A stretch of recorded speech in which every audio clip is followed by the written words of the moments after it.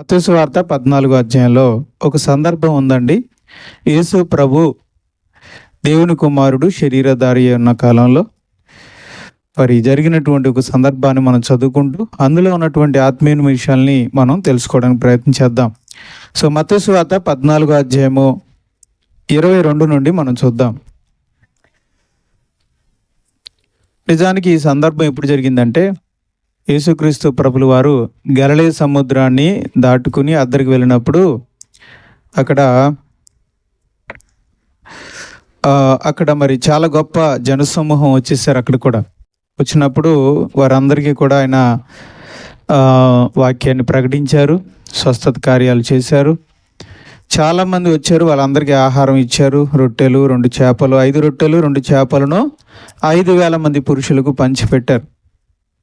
ఇదంతా అయిన తర్వాత మరి ఆ రోజు సాయంత్రం అయింది. ఆ సాయంత్రకాల సమయంలో యేసు ప్రభు ఏం చేశాడంటే, వెంటనే ఆ జన సమూహములను తాను పంపివేయునంతలో తన శిష్యులు దోణి ఎక్కి తనకంటే ముందుగా అద్దరికి వెళ్ళగలనని ఆయన వారిని బలవంతము చేశాను.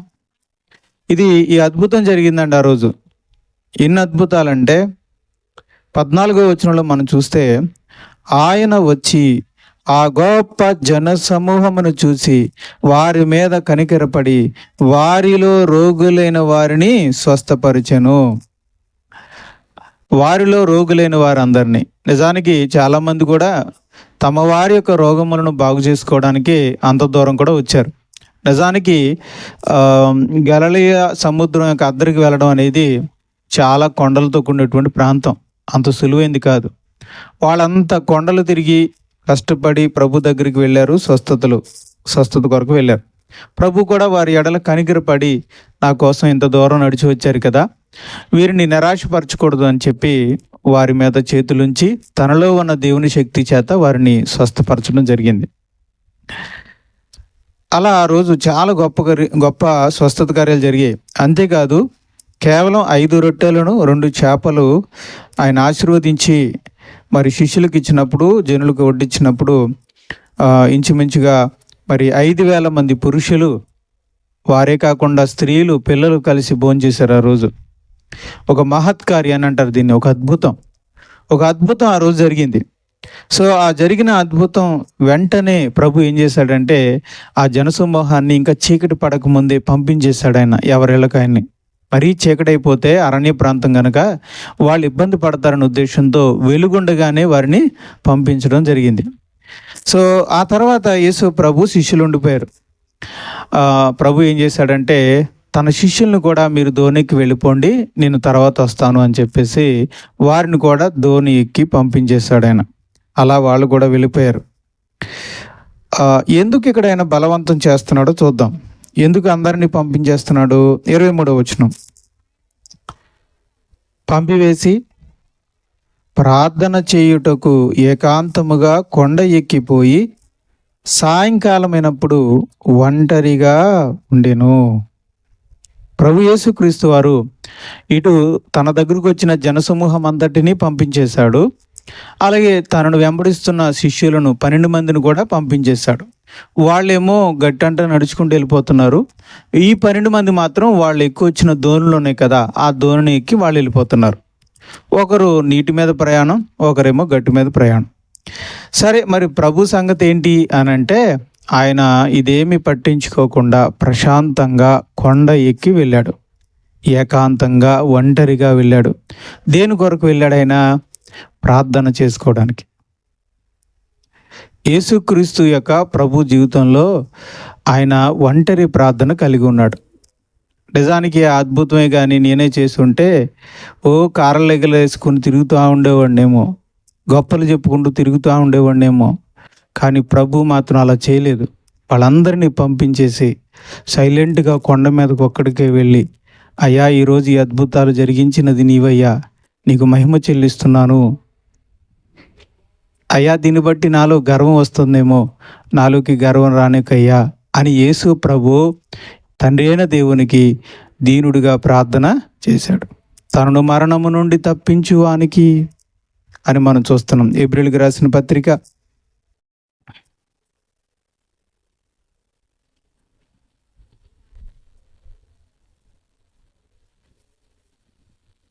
హెబ్రీయులకు రాసిన పత్రిక 5వ అధ్యాయము 7వ వచనం చూడండి. చాలా మంచి అద్భుతమైనటువంటి మాటను మనం చూస్తాం ఇక్కడ.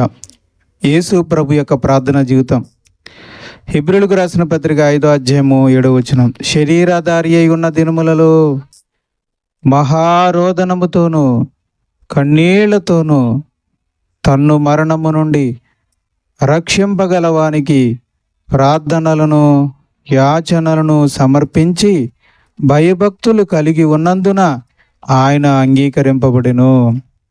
కనుక యేసు ప్రభు శరీరధారిగా ఉన్న సమయంలో ఆ దేవుని పాదాల చెంతకు వెళ్ళి మహారోదనతో కన్నీళ్లతో ప్రార్థన చేసి తన్ను తాను దేవునికి సమర్పించుకునేవాడు ప్రభు.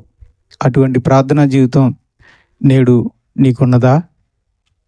యేసుక్రీస్తుకు ఉన్నది, మన ప్రభుకు ఉన్నది. మనల్ని రక్షించినటువంటి యేసుక్రీస్తు ప్రభుల వారికి ఏకాంత ప్రార్థనా జీవితం ఉంది. మరి నీ జీవితంలో ఉన్నదా?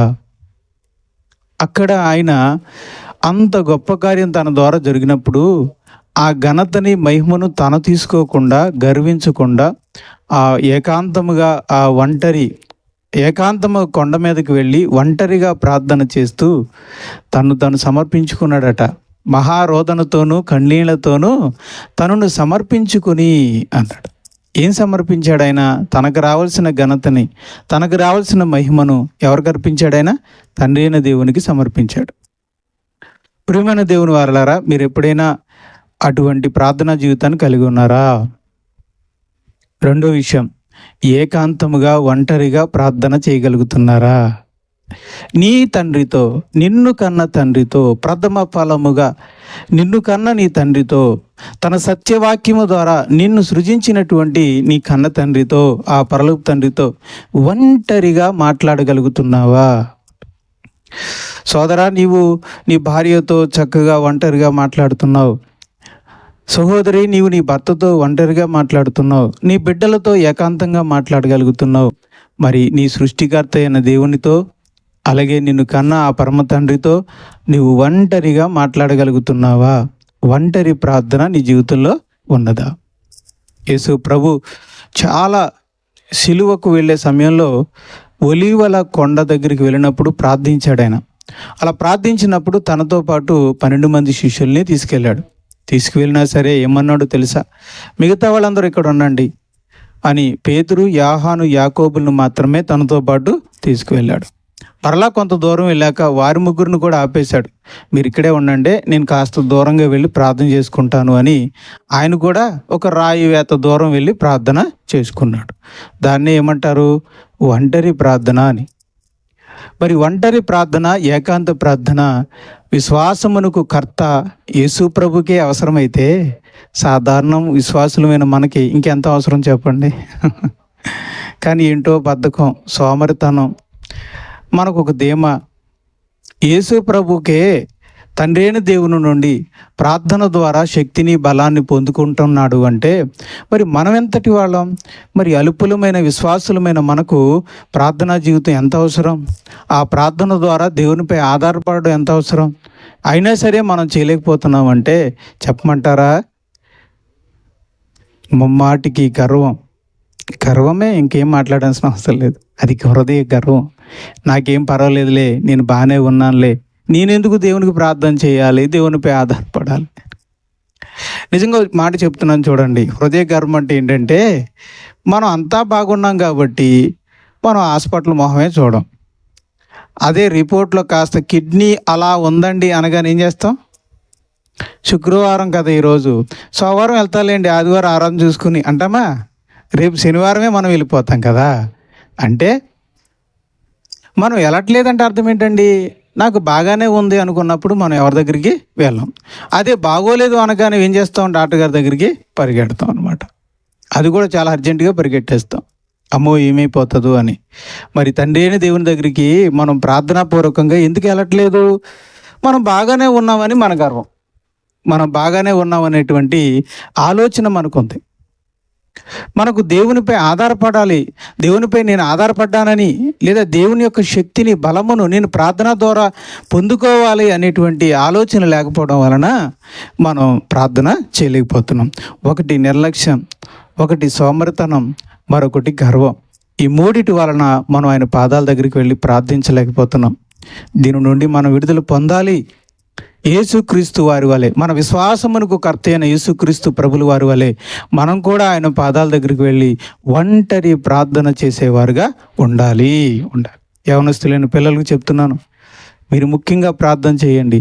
సోదరిమణులకు చెప్తున్నాను, ప్రార్థన చేయండి. సహోదరులకు చెప్తున్నాను, ప్రార్థన చేయండి. ఒంటరి ప్రార్థన చేయండి, కుటుంబ ప్రార్థన చేయండి, సంఘంతో కలిసి ఇలా ప్రార్థన చేయండి. ప్రార్థన వలన మన మనస్సును దేవుని దగ్గర పెట్టుచున్నాము. మన ప్రార్థన దేవుడు ఆలకిస్తున్నాడు. సమయోచితమైన సహాయాన్ని మనకి ఈ ప్రార్థన ద్వారా దేవుడు అందిస్తాడు. ఒక మంచి మాట మీ అందరికీ చెప్తాను, జాగ్రత్తగానండి. మీరు అడిగినా అడగకపోయినా ముద్దు పెడతాడు. మీరు అడిగినా అడగకపోయినా మీకు వస్త్రాలు ఇస్తాడు. మీరు అడిగినా అడగకపోయినా మన అక్కర్లన్నీ తీరుస్తాడు. కానీ అడగకుండా ఆత్మీయ అవసరతలు తీర్చడు దేవుడు. తన్ను అడుగు వారికి మరి నిత్యముగా అనుగ్రహించును అన్నాడు. వెదకుడి మీకు, అడుగుడి మీకు. ఏంటవి? ఆత్మ సంబంధమైన అవసరతలు అడగాలి. అయ్యా నాకు ప్రేమగల జీవితం దయచేయి, ప్రార్థనా జీవితం దయచేయి, నా కోపం మీద నాకు గెలుపును దయచేయి ప్రభా, నా చూపులపై నాకు గెలుపును దయచేయి ప్రభా, నాకున్నటువంటి అసూయ మీద నాకు గెలుపును దయచేయి అయ్యా, ఓర్పుని సహనాన్ని దయచేయి, నా ధనాపేక్ష మీద నాకు గెలుపును దయచేయి అయ్యా, కుటుంబాన్ని పరిపాలించడానికి శక్తినివయ్యా అయ్యా, నా కుటుంబాన్ని కట్టుకోవడానికి శక్తినివయ్యా ప్రభా, నా ఆత్మీయ జీవితం లోపాలు ఉన్నాయి, వాటిని జయించడానికి సహాయం చేయండి ప్రభా, నా పిల్లల్ని పెంచడానికి కావాల్సిన జ్ఞానం దయచేయి ప్రభా అని ఆత్మ సంబంధమైన ప్రతి అవసరతని మనం దేవుని దగ్గర అడుగుతూ ఉండాలి. దేవుడు మనకి అనుగ్రహిస్తూనే ఉంటాడు. అడిగితేనే ఇస్తాడండి, అడగనిది ఎవరికి ఇవ్వలేడు. రైట్. కనుక మనందరికీ ప్రార్థన అవసరం. అలాగే ఏం అడుగుతున్నామో కూడా అవసరం. మనకి ఆత్మ సంబంధంగా ఏం అవసరం? మనకి చాలామంది ఒంటరి ప్రార్థన చేస్తారు. ప్రభా ప్రభా స్తోత్రం స్తోత్రం, ప్రభా ప్రభా అంటున్నాం. మంచిదే, ప్రభుని మనం పలకరిస్తాం, తండ్రిని స్మరిస్తున్నాం, స్తుతిస్తున్నాం, మంచిదే. రైట్. అడగకపోతే ఎలాగా? మన అక్కరేంటో మనకు తెలియాలి కదా. దేవుని మన అవసరత ఏంటో అడగాలి కదా. అది స్వస్థతే కావచ్చు, ఆరోగ్యమే కావచ్చు, అవసరతే కావచ్చు, ఆత్మీయ అవసరతే కావచ్చు. దేవుని పాదాల దగ్గరికి వెళ్ళి అడగగలిగే జ్ఞానం మనకి ఉండాలన్నమాట. ఏదో దేవా తండ్రి స్తోత్రం, అయినా ఆత్మీయ జీవితాన్ని బలపరచిన అంటే సరిపోదు. మనం స్పష్టంగా అడగాలి. మన అక్కర ఏంటో దేవునికి స్పష్టంగా తెలియచేయాలి. చూద్దాం, ఇంకా ముందుకు వెళ్దాం. 14వ అధ్యాయంలో మనం చూస్తున్నాం. రైట్. 24వ వచనంలో, అప్పటికి ధోని దరికి దూరముగా ఉండగా గాలి ఎదురైనందున అలల వలన కొట్టబడుచుండెను. ప్రభు ఏమో వెళ్ళిపోండి అన్నాడు. వాళ్ళు చూస్తే ధోని ఎక్కేసి వెళ్ళిపోతున్నారు. బాగానే ఉంది. తీరా మధ్యలోకి వెళ్ళాక గాలి, ఆ గాలి వల్ల అలలు, ఆ అలలు వచ్చి పడవను కొడుతున్నాయి. పడవను కొడితే పడవ ఏమవుతుంది? ఊగుతూ ఉంది, అటు ఇటు ఊగుతుంది. ఎంత నెట్టినా ఎదరికి వెళ్ళటం లేదు. ఈ గాలికి అలల దెబ్బకి పడవ ఎదరికి వెళ్ళటం లేదు. వాళ్ళ ప్రయాణం మధ్యలో ఆగిపోయింది. ఇలా అని వెనక్కి రాలేని పరిస్థితి, అలా అని ఎదరికెళ్ళలేని పరిస్థితి, మధ్యస్థంగా ఉండిపోయారు. ఆ మధ్యలో వాళ్ళ పరిస్థితి ఎలా ఉందంటే బిక్కుమని బతుకుతున్నారు. ఆ అలలకి గాలిలకి పడవ ఊగుతూ ఉంటే మేము ఏమైపోతామో అని ఒక భయంతో, కంగారుతో వాళ్ళు ఉన్నారు. ఇట్టి పరిస్థితుల్లో వాళ్ళు ఉన్నారని ఒంటరిగా ప్రార్థన చేస్తున్న ప్రభు గుర్తెరిగి వెంటనే తన శిష్యులను ఆదుకోవడానికి ఏం చేశాడట? చూడండి. రాత్రి 4వ జామున ఆయన సముద్రము మీద నడుచుచు వారి యొద్దకు వచ్చెను. మోషే ఇశ్రాయేలు ప్రజల కొరకు, మోషే ఇశ్రాయేలు ప్రజల్ని ఎక్కడ నడిపించాడు? సముద్రములో నుండి నడిపించాడు. కానీ యేసు ప్రభు మోషే కంటే గొప్పవాడు, సముద్రం మీదే నడుచుకుంటూ వెళ్ళాడు. సముద్రము కింద నుండి నడుచుకుని వెళ్ళినవాడు గొప్పవాడా? సముద్రమును చీలినప్పుడు 6 నెలల గుండా నడిచిన మోషే గొప్పవాడా? సముద్రం మీద తేలుకుంటూ నడిచిన యేసు ప్రభు గొప్పవాడా అండి? ఆరిన నేల మీద నడవడం అనేది కొంచెం సులువైన విషయమే, అంటే దీంతో పోల్చుకుంటే. కానీ ఒక సముద్రం మీద నడుచుకుని వెళ్ళడం అనేది చాలా కష్టమైన విషయం. యేసు ప్రభు చాలా ఆశ్చర్యరీతిగా ఆ గలిలయ సముద్రం మీద నడుచుకుంటూ తన శిష్యుల దగ్గరికి వెళ్ళాడు. ఈయన ఎందుకు వెళ్ళాడు? వాళ్ళు ఆపదలో ఉన్నారు కనుక ఆదుకోవడానికి ఆయన వెళ్ళాడు. కానీ తీరా వాళ్ళు ఏమయ్యారు? ఆయన దగ్గరికి వెళ్తే రాత్రి ఆయన సముద్రం మీద నడుచుట శిష్యులు చూచి తొందరపడి భూతం అని చెప్పుకొని భయం చేత కేకలు వేశారు. కనుక ప్రభు ఆ కొండ మీద నుంచి దిగి సముద్రం మీద నడుచుకుంటూ వచ్చేస్తున్నాడు. ఎలా రాగలడు అసలు? ఒక వ్యక్తిని మనం ఒక పుస్తకాన్ని, ఒక పెన్నును కానీ, ఒక పుస్తకాన్ని, ఈ ఫోనే మైకే ఉందండి, నీళ్ళలో వేస్తే మునిగిపోతుంది. బుక్ వేసానుకోండి మునిగిపోతుంది. మనిషిని ఎవరినైనా సరే వేసామనుకోండి ఏమవుతారు? మునిగిపోతారు. మరి మునిగిపోతారు కదా. లోకంలో ఒక ధర్మం ఉంది, నీటిలో ఒక వస్తువుని వేస్తే ఆ వస్తువు ఏమవ్వాలి? మునిగిపోవాలి. అది నియమం. ఉదాహరణకి నేను ఏదైనా ఒక వస్తువుని మరి తీసుకొని, మరి ఈ తాళపు చెవిని మరి నేను తీసుకొని వదిలేస్తున్నాను అనుకోండి, ఏమవుతుంది? అది కిందకి పడిపోతుంది. దాన్నే గురుత్వాకర్షణ బలము అంటారు. అంటే ఆకర్షణ నియమం ఉంది భూమికి. ఏ వస్తువు అయినా సరే పైనుంచి కిందకి పడిపోవాల్సిందే. నీటి మీద ఉన్న వస్తువు కిందకి వెళ్ళిపోవాల్సిందే. అది సాంద్రత అనే టాపిక్ వేరేలేండి. ఎక్కువ సాంద్రత ఉన్నది మునిగిపోతుంది, తక్కువ సాంద్రత ఉన్నది తేలుతుంది అన్నమాట. కనుక మనిషి అనేవాడు ఎక్కువ సాంద్రత గలవాడు కనుక మరి నీటిలో మునిగిపోతాడు. కనుక ప్రతి మనిషి నీటిలో మునిగిపోతాడు కదా. మరి యేసు ప్రభు ఎలా తేలగలుగుతున్నాడు?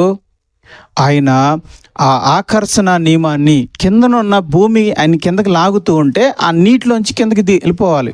ప్రతి మనిషి ఏంటంటే నీటి మీదకి వెళ్ళినప్పుడు కిందనున్న భూమి ఏం చేస్తుంది? మనిషిని గురుత్వాకర్షణ చేత కిందకి లాగుతుంది అనమాట.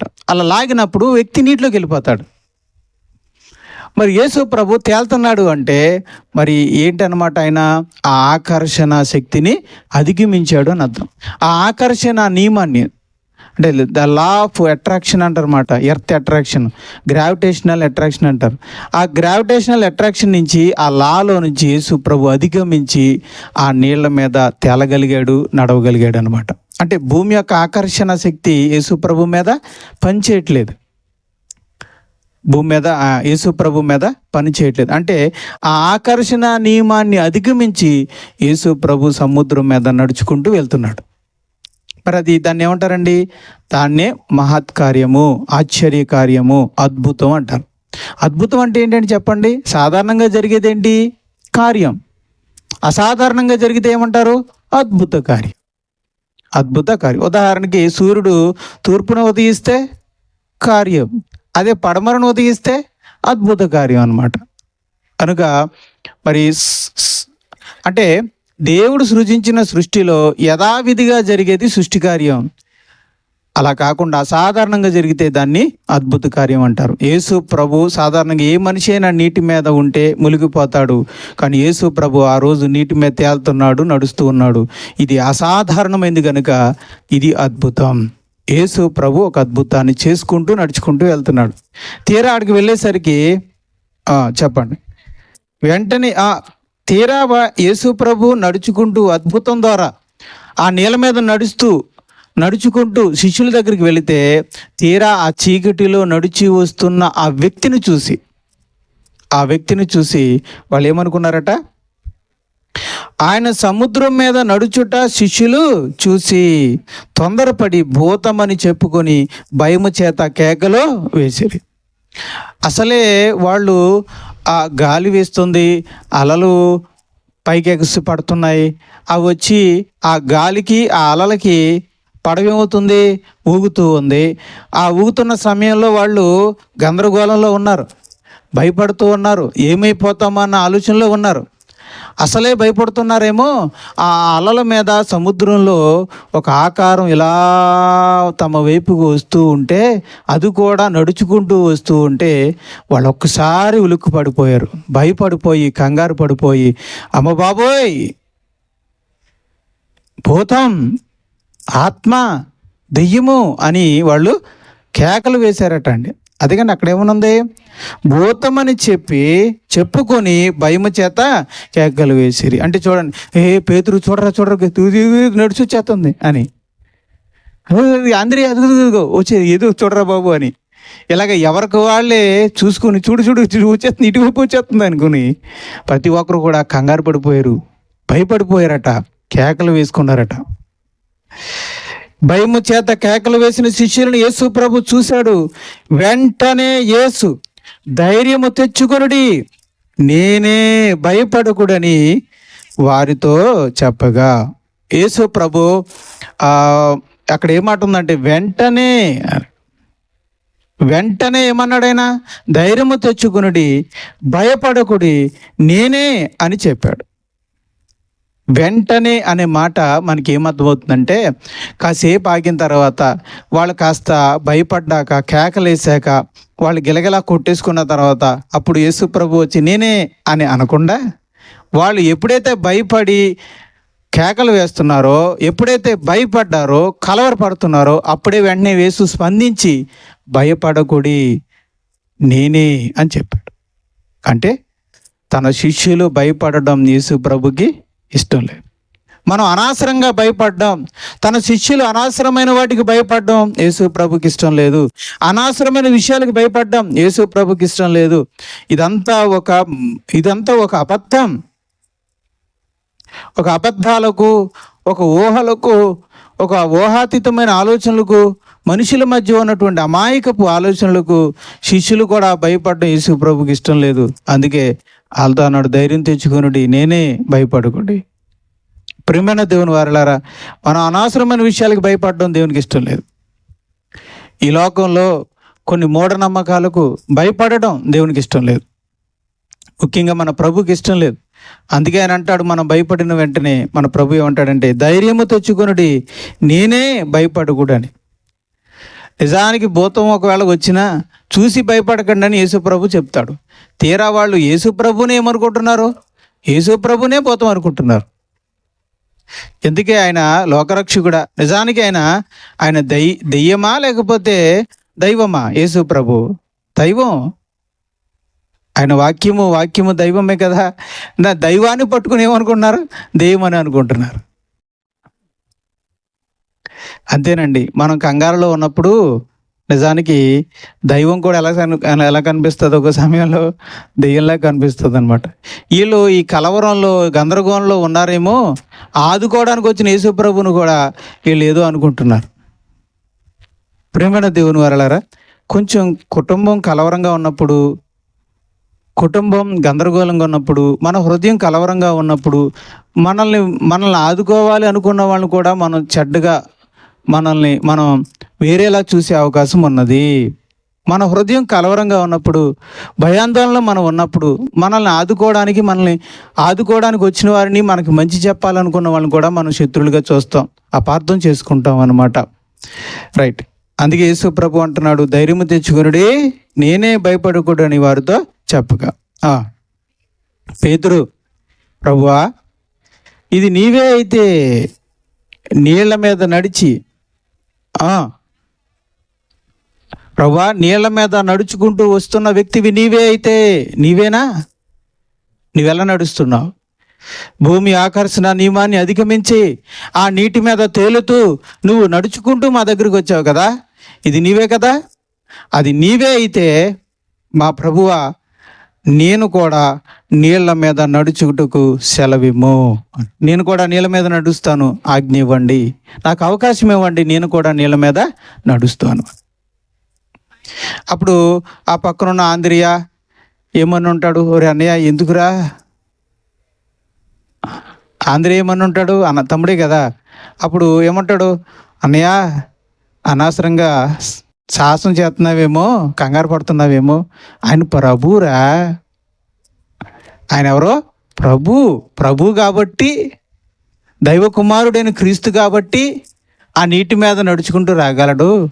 మనం మనుషులురా, మనిషి కుమారులు. మనం అందరం కూడా ఆదాము పిల్లలం కదా, మరి మనం ఎలా నడవగలుగుతాం? మన వల్ల అవుతుంది ఏంటి? నోర్పై అరే అని ఉంటాడు పాపం. ఎవరో ఆంధ్రే, లేదంటే పక్కన ఉన్న శిష్యులు కూడా, ఎందుకంటే ఉరిమే వాళ్ళు ఉన్నారు కదా, ఎవరాళ్ళు శిష్యుల బృందంలో ఉరిమే వాళ్ళు ఉన్నారు. ఎవరాళ్ళు? యాహాను, యాకోబులు. గద్దించి ఉంటారేమో ఒకవేళ పేతుర్ని. నీకు బుద్ధి ఉందా, బుద్ధి లేదా, ప్రభుతో సమానమా నువ్వు? నీళ్ళ మీద నడుస్తారంటున్నావు, అనవసరంగా వెళ్ళి నీళ్ళల్లో ములిగి చచ్చిపోతావు నువ్వు. ఆయన ప్రభు కాబట్టి, ఆయన ప్రభు కాబట్టి, క్రీస్తు కాబట్టి, దైవ కుమారుడు కాబట్టి నీళ్ళ మీద నడవగలిగాడు. నువ్వు నడగలుగుతావేంటి, మనం మనుషులం కదా అని ఈరోజు చాలామంది అలాగే అనుకుంటున్నారండి.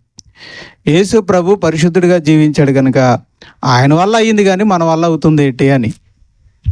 యేసు ప్రభు ఏ పాపం లేకుండా బ్రతికాడు కనుక అది ఆ మహానుభావుడు ఆయన వల్ల అయ్యింది. పరలోకం నుంచి వచ్చాడు కనుక ఈ లోకంలో ఆయన అలా నడవగలిగాడు. ఆయన అలాగ పాపము లేకుండా అంటకుండా నడవగలిగాడు. మరి మనం మనుషులం కదా, రక్తమాంసాలు కలిగినటువంటి మనుషులు, మన వల్ల ఎలా అవుతుంది అని. ప్రియమైన దేవుని వారలారా, అక్కడే మన లోకం తప్పు చూపిస్తుంది, లోకము తప్పుగా భావిస్తుంది.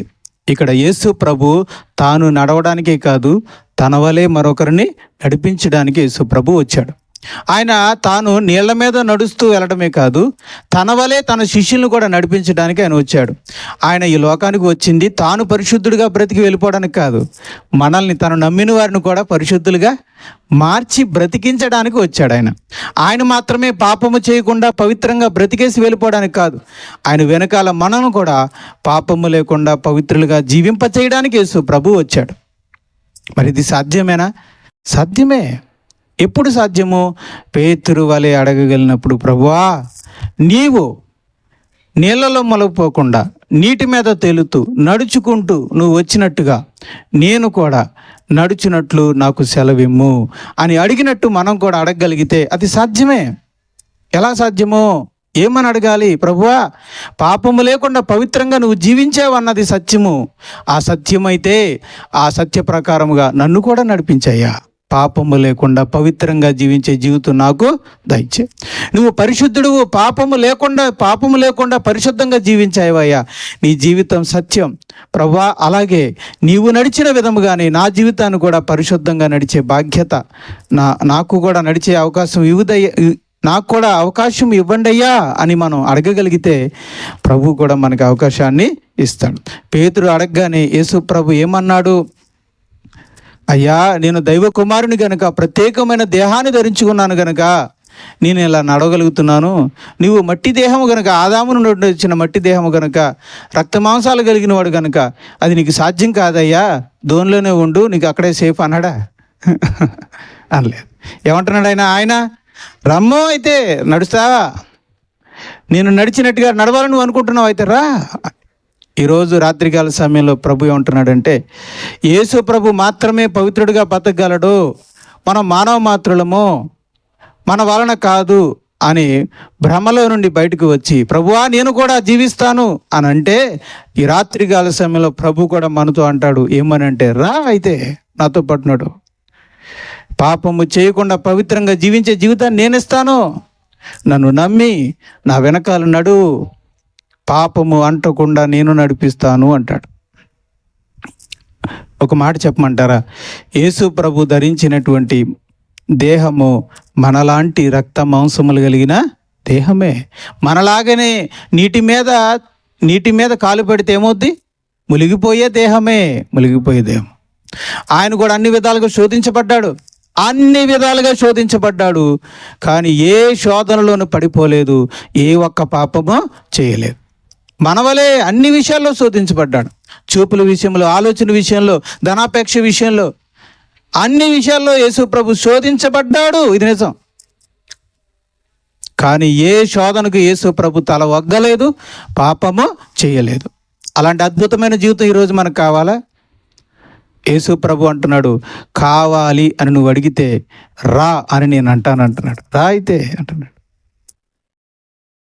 అసలు ఆ కోరిక ఉందా మనకి? పరిశుద్ధంగా, పాపము లేకుండా, పవిత్రంగా యేసు ప్రభులా జీవించాలి అనే కోరిక ఉన్నదా? సో పాపం మీద మనకి ఇష్టం ఉన్నప్పుడు మనం అలా కోరలేం. మనకి ఇంకా లోకం మీద, పాపం మీద ప్రీతి ఉన్నప్పుడు ఆ మాట అడగలేం. కానీ ఎంతకాలం ఈ లోకము, ఈ పాప జీవితం ఆ పరలోక తండ్రిని విసిగించింది చాలు. ఇక మీదట ఆ తండ్రికి నచ్చినట్టుగా యేసు ప్రభు వలె పవిత్రంగా బ్రతకాలి అని అనుకుంటే, ఆ తండ్రిని మెప్పించాలి, సంతోషపెట్టాలి అని ఒకళ్ళు అనుకుంటే ఈ మంచి మాట మీరు అనగలుగుతారు. ఏమనంటే, ప్రభువా నీ వలే నేను కూడా పవిత్రంగా బ్రతకాలనుకుంటున్నాను, నడవాలనుకుంటున్నాను, నాకు సహాయం చేయండి. అప్పుడు ప్రభు అంటాడు, రా అని పేతురుని అడిగినట్టుగా చెప్పినట్టుగా మనతో కూడా అంటాడు అనమాట. అప్పుడు అదే ఏం జరిగింది, ఆయన రమ్మనగానే పేతురు దోణి దిగి యేసునద్దకు వెలుటకు నీళ్ల మీద నడిచాను. ఇది సాధ్యమైంది. ఇది యేసు ప్రభు వల్లే కాదు, ఎవరి వల్ల అయింది? ఒక సామాన్యమైన మానవుడు, జాలరు వల్ల అయ్యింది. అతను ఎప్పుడో, పేతురు ఒక జాలరే, ఎన్నోసార్లు గలిలయ సముద్రంలో ఆయన దిగాడు. దిగిన ప్రతిసారి మునిగిపోయాడు. కానీ ఈసారి ప్రభువు మీద నమ్మకంతో దిగాడు. ఇప్పుడు అతడు నీళ్ల మీద తేలుతున్నాడు, ప్రభు వల్లే నడుస్తున్నాడు. మరి ఇంతకాలము మునిగిపోయిన వ్యక్తి, ఎన్నోసార్లు గలిలయ సముద్రంలో చేపల కోసం దిగి మునిగిపోయిన వ్యక్తి, మరి ఈరోజు ఎలా తేలగలుగుతున్నాడు? ఈరోజు ఎలా నడవగలుగుతున్నాడు? ఎలా అంటే ఆయన ప్రభువుని నమ్మాడు. విశ్వాసం, ప్రభువు మీద అనుకున్నాడు, ప్రభువుని నమ్మాడు. అది మనం నడవగలం, జీవించగలం, మనము కూడా క్రీస్తు వలె బ్రతకగలం. ఎప్పుడు? క్రీస్తు ప్రభు మీద మనకి నమ్మకం ఉన్నప్పుడు, ఆయనపై మనం ఆధారపడినప్పుడు. అయితే ఏమైందో తెలుసా? కొంత దూరం నడిచాడేమో, కానీ కొంత దూరం నడిచిన తర్వాత 30 వచనం, గాలిని చూచి భయపడి మునిగిపోసాగెను. కొంత దూరం బాగానే నడిచాడు, కానీ మధ్యలోకి వెళ్ళాక ఇటు ధోనిలో నుండి దిగాడు, 4-5 అడుగులు వేశాడు. ఇటు ధోనికి అటు యేసు ప్రభుకి మధ్యలోకి వెళ్ళగానే గాలి జుయ్యను ఊసింది. ఆ గాలికి అలలు ఇలా లేసాయి. ఆ ఉవ్వెత్తును లేసిన అలలు చూశాడు, రివ్వుమని వస్తున్న గాలిని చూశాడు. అవి ఇలా నెట్టేసరికి కాస్త కంగారు పడ్డాడు. తనలో ఉన్న విశ్వాసము ఏమైంది? అది తొణికిసలాడింది. ఆ తొణికిసలాటలో యేసు ప్రభుని చూడడం మర్చిపోయాడు. ఆ తొణికిసలాటలో ఆయన విశ్వాసం కొంచెం సన్నగిల్లింది. సన్నగిల్లగానే అతడు మునిగిపోసాగాను. అవిశ్వాసం అసలు ఎందుకు వచ్చింది? ఆయన విశ్వాసం ఎందుకు సన్నగిల్లింది? ఆయన ఎందుకు మునిగిపోయాడు అంటే, ఆ గాలిని, వస్తున్న అలలని చూడడం వలన. తన చూపు మొదట ఎవరి మీద ఉంది? నీళ్ళ మీద నడుచుకుంటూ వస్తున్న క్రీస్తు మీద ఉంది. అప్పుడు విశ్వాసం బలంగా ఉంది కనుక నడవగలిగాడు. ఇప్పుడు క్రీస్తు వైపు చూడడం మానేసి దేన్ని చూస్తున్నాడు? అలలను, అలాగే ఉవ్వెత్తున ఎగురు వస్తున్న గాలిని చూస్తున్నాడు. బలంగా వీస్తున్న గాలిని, ఉవ్వెత్తున ఎగురుతున్న అలని చూడగానే అతనిలోకి ఏమొచ్చింది? ఆ విశ్వాసం వచ్చింది. అలాగే మన జీవితంలో మనం బాప్తీసం తీసుకున్నప్పుడు, రక్షణ పొందినప్పుడు, ఆత్మీయంగా బలంగా ఉన్నప్పుడు క్రీస్తు ప్రభునే చూస్తున్నాం. లోకాన్ని చూడట్లా, మన అంతస్తును చూడట్లా, మనకున్న స్థాయిని చూడట్లా, మనకున్న అక్కర్లు చూడట్లా, మనకున్న స్తోమత చూడట్లా, మనకున్న సౌకర్యాలు చూడట్లా, మన ఇంట్లో ఉన్న సమృద్ధిని చూడట్లా, కరువును చూడట్లా, ఏమీ చూడట్లా. అప్పుడు మీరు చూడండి ఎలా ఉన్నారు? చాలా స్టాండర్డ్గా ఉన్నారు, చాలా దృఢంగా ఉన్నారు. మరి ఇప్పుడు ఎందుకు కలవరపడుతున్నారు? ఇప్పుడు ఎందుకు తొణికిసలాడుతున్నారు? ఎందుకంటే ఇప్పుడు లోకాన్ని చూస్తున్నారు, మిమ్మల్ని చూసుకుంటున్నారు, మీ కుటుంబ స్థాయిని చూసుకుంటున్నారు, అక్కరలు చూసుకుంటున్నారు, సమృద్ధిగా ఉన్నదో కరువును చూసుకుంటున్నారు, కుటుంబ పరిస్థితులు చూసుకుంటున్నారు, అనారోగ్యాన్ని చూసుకుంటున్నాము, కుటుంబంలో ఉన్న సమస్యలు చూసుకుంటున్నాం, మనుషుల వైపు చూస్తున్నాం, గొడవల వైపు చూస్తున్నాం, రకరకాల సమస్యలను చూసుకుంటున్నాం. ఎప్పుడైతే ఈ సమస్యలన్నిటినీ చూడడం మొదలు పెట్టామో, యేసు వైపున చూడడం మానేసామో, మన విశ్వాసం తొణికిసలాడింది. అది అల్ప విశ్వాసంగా మారిపోతుంది. అలా మారినప్పుడే మనం ఏమవుతాం? మెల్లగా మొలగటం మొదలెడతాం, మునిగిపోతూ ఉంటాం. ఆ మునిగిపోవడమే లోకంలో మునిగిపోవడం, పాపంలో మునిగిపోవడం అన్నమాట. అందుకే దేవుడు అనుమతిస్తాడు. ఈ అలలను, ఈ గాలిని దేవుడు ఎందుకు అనుమతిస్తాడు? కుటుంబ సమస్యలను ఎందుకు అనుమతిస్తాడు? రకరకాల గడ్డు పరిస్థితులను దేవుడు ఎందుకు అనుమతిస్తాడంటే, మన విశ్వాసం బలమైందా కాదా, బలహీనమైందా అని పరీక్షించడానికి దేవుడు అనుమతిస్తాడు అన్నమాట. అందుకే బంగారము శుద్ధి చేయబడడానికి కొలిమిలో శుద్ధి చేయబడినట్టుగా అమూల్యమైన మన విశ్వాసము ఈ శోధనల చేత పరీక్షించబడి నిలిచినదై క్రీస్తు ఎదుట ఘనతను, మహిమను, మెప్పును తీసుకుని వస్తాయి. ప్రియమైన దేవుని వారలారా, విశ్వాసం నిలిచినదైతే మనం కూడా నిలబడతాం. కనుక ప్రభు రాకడ ప్రత్యక్షములో మనకు మహిమ ఉంటుంది. మరి నిలబడకపోతే, తొణికిసలాడితే, అల్ప విశ్వాసంగా మారితే మనం పడిపోతాం. రేపు క్రీస్తు వారు వచ్చినప్పుడు మనకి ఎటువంటి మహిమ ఉండదు. ఇక్కడ పేతురు గారు కూడా అలాగే పరిస్థితిలో, మునిగిపోయే పరిస్థితిలో ఉన్నారు. ఇక పూర్తిగా మునిగిపోక ముందే ఆయన ఒక మంచి పని చేశాడు. ఏంటంటే, ప్రభువా నన్ను రక్షింపుము అని కేకలు వేశాడు. ఏం చూడండి, 31వ వచనంలో తాను పూర్తిగా మునిగిపోకముందే ప్రభువా నన్ను రక్షింపుమని కేకలు వేశాడు. వెంటనే యేసు చెయ్యి చాపి అతన్ని పట్టుకుని, అంటే ఇంకా ఆసేపు కూడా ఆగలేక ఎప్పుడైతే అడిగాడు వెంటనే చెయ్యి చాపాడు. అడిగితే చెయ్యి చాపి రక్షించాడా, అడగకముందే రక్షించాడా? అడగాలి. యేసు ప్రభు అడిగితే చెయ్యి చాపాడా, అడగకుండానే చెయ్యి చాపాడా? అడిగితేనే. అందుకే ప్రార్థన అవసరం.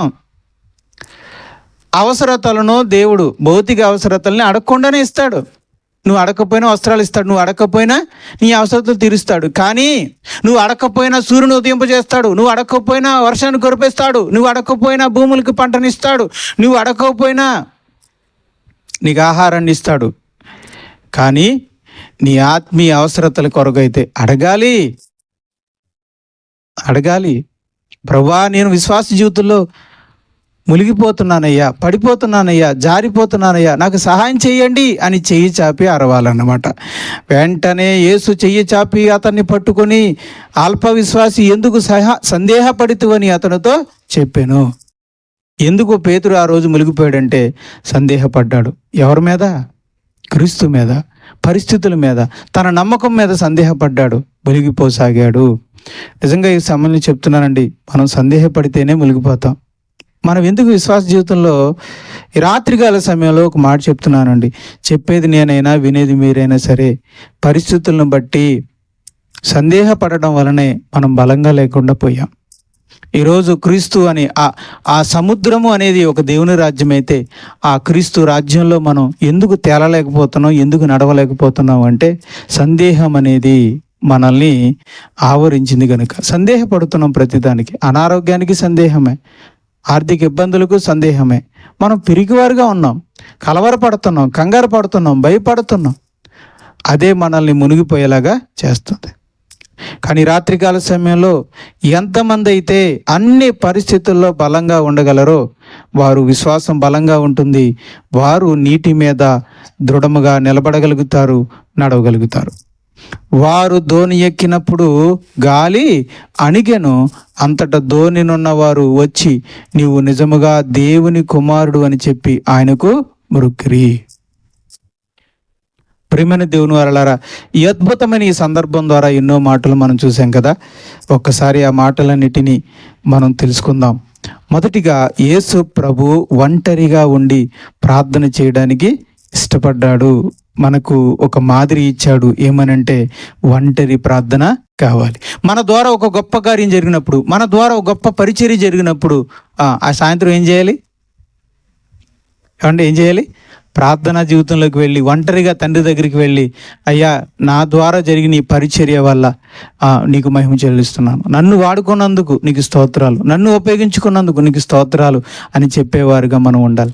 ఈరోజు ఒకవేళ మీరు దేవుని పరిచర్యకు అద్భుతమైన కానుక ఇచ్చినా సరే, ఒక అద్భుతమైనటువంటి సహకారం ఇచ్చినప్పుడు సరే, వెంటనే ఆ రాత్రి అక్కడికి వెళ్ళి ఎవరికైనా ఒక పేదవారికి ఒకవేళ మీరు మంచి సత్క్రియను చేస్తే వెంటనే ఇంటికి వెళ్ళి ఒంటరిగా ఒక మాట చెప్పాలి, ప్రభువా నీవు నాకు ఈ తలంపు ఇవ్వకపోతే నేను ఈ పరిచర్య, ఈ సత్క్రియ చేయలేను, కనుక ఈ ఘనతను నీకు తెలియజేస్తున్నాను అని మనం చెప్పగలిగేవారుగా ఉండాలి. ఇక ఆ తర్వాత మనం చూసినప్పుడు మనం భయపడడానికి యేసు ప్రభు ఏమాత్రం ఇష్టపడటం లేదు. మనం ధైర్యంగా ఉండాలని ప్రభు కోరుకుంటున్నాడు. అనవసరమైన విషయాలకు మనం భయపడడం యేసు ప్రభుకి ఏమాత్రము ఇష్టం లేదు. ఇక యేసు ప్రభు పరిశుద్ధుడిగా, పవిత్రుడిగా జీవించాడు. కనుక మనము కూడా ఆయన నమ్మిన వారముగా మనము కూడా ఈ లోకంలో పాపము అంటకుండా జీవించవచ్చును. అది ఎప్పుడు జరుగును? యేసు ప్రభు మీద విశ్వాసం ఉంచి నడవగలిగితే అది సాధ్యమవుతుంది.